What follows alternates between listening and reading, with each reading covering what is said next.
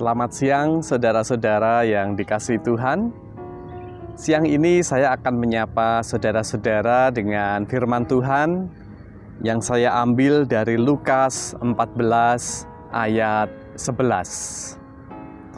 Sebelum kita akan lebih jauh memahami, belajar firman Tuhan, terlebih dahulu mari kita siapkan dengan menghadap Tuhan di dalam doa. Ya Tuhan, kami akan menerima firman-Mu sesaat lagi. Kiranya firman itu boleh menguatkan, menerangi langkah hidup kami. Dan juga hamba-Mu ini, Tuhan urapi, apa yang Ia sampaikan hanyalah seturut kehendak Tuhan saja. Dalam nama Tuhan Yesus kami berdoa. Amin.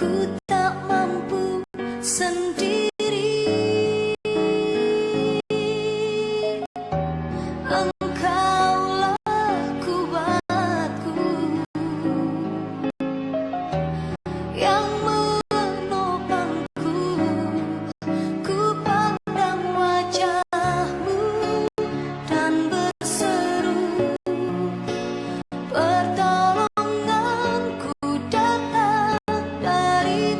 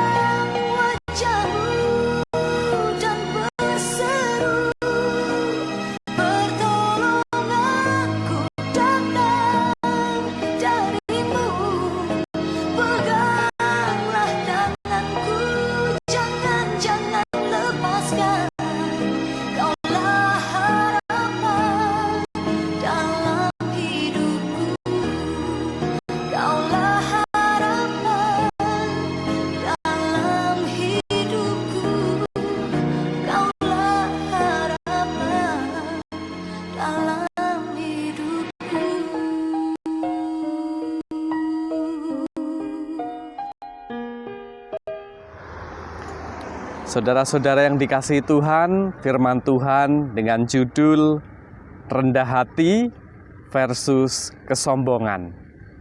Atau dibalik sama saja, kesombongan versus rendah hati. Mari kita dengarkan di dalam bacaan hari ini. Saya ambil di Lukas 14 ayat 11 yang demikian.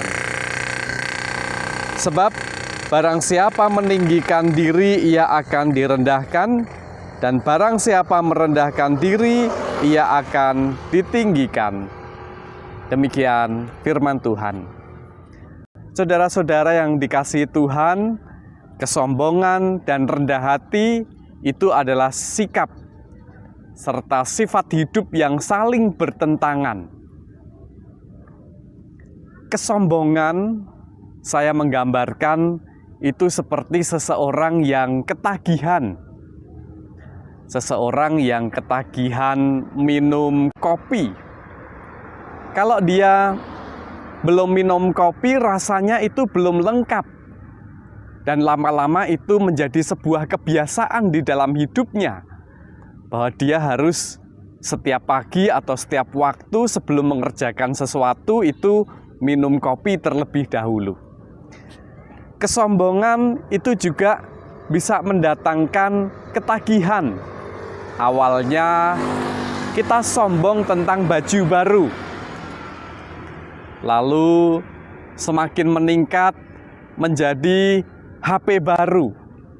Bahkan tidak hanya itu saja. Kemudian setiap kali mengalami sesuatu, rekreasi, prestasi, atau apapun itu, bahkan kemudian diada-adakan untuk dia itu bisa dianggap orang lain itu hebat. Kesombongan. Nah, pada waktu itu, kesombongan itu sudah menjadi budaya. Ketika ada pesta, orang biasanya memilih tempat yang paling terhormat, paling depan. Itu sudah menjadi tradisi, sudah menjadi budaya. Kalau tidak duduk di paling depan, apalagi dia itu memiliki kedudukan yang tinggi, rasanya gimana gitu, seperti ada sesuatu yang kurang. Itu juga seperti hidup kita. Biasanya itu kita memamerkan sesuatu, tapi kok ini belum ada orang yang melihat, melirik, memperhatikan, rasanya gimana gitu, ada yang kurang. Sedangkan sifat atau sikap rendah hati itu kebalikan dari kesombongan. Justru kalau rendah hati ini harus selalu dipupuk, harus selalu diajarkan, harus selalu terus dilatih.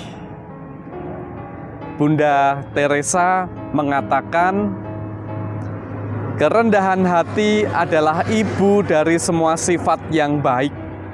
Dalam kerendahan hati, kasih kita menjadi nyata. Kerendahan hati adalah sikap terdamai yang memiliki makna dan dampak yang begitu luar biasa. Nah, saudara-saudara yang dikasihi Tuhan, kita memang harus melatih terus-menerus rendah hati. Di samping ini memang harus dilatih, ternyata kalau kita terus melatihnya pun dampaknya juga begitu besar. Semakin besar, semakin besar, dan semakin besar. Bunda Teresa mengatakan, ibu dari semua sifat yang baik itu adalah rendah hati ini. Kalau kita memiliki sikap rendah hati, dia akan melahirkan sikap-sikap yang baik selanjutnya. Awalnya rendah hati, ibunya, tapi anak-anaknya ini banyak. Dasar dari kasih adalah rendah hati.